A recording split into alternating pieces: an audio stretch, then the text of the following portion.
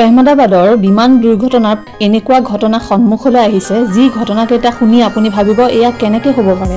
প্ৰথমটো হৈছে মিড ডেৰ এই এডভাৰটাইজটো সেই দিনাখনেই ওলাইছিল যিদিনা এই ঘটনাটো ঘটিছিল আৰু ইয়াত যিখন এই বিমানখন দেখুওৱা হৈছে এই বিমানখনো সেই বিমানখনৰ দৰে বিল্ডিংটোত সোমাই যোৱা দেখুওৱা হৈছিল আৰু বিমানখনত লিখা আছে এয়াৰ ইণ্ডিয়া। এয়া কেনেকৈ হ'ব পাৰে আৰু এই 2 নম্বৰৰ কোইনসিডেন্সটো জানি আপুনি আৰু আচৰিত হ'ব। এইজন হ'ল এক্স-CM গুজৰাটৰ বিজয় ৰূপানী ছাৰ।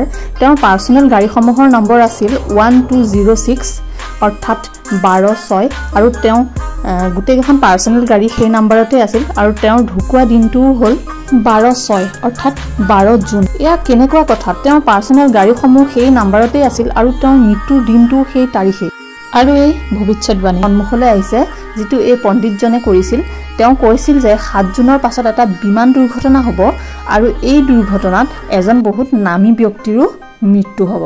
তেওঁ কি এই বিমানখনৰ কথাই কৈছিল নেকি আৰু সেই নামী ব্যক্তিজন এই গুজৰাটৰ এক্স-CM জনেই নেকি?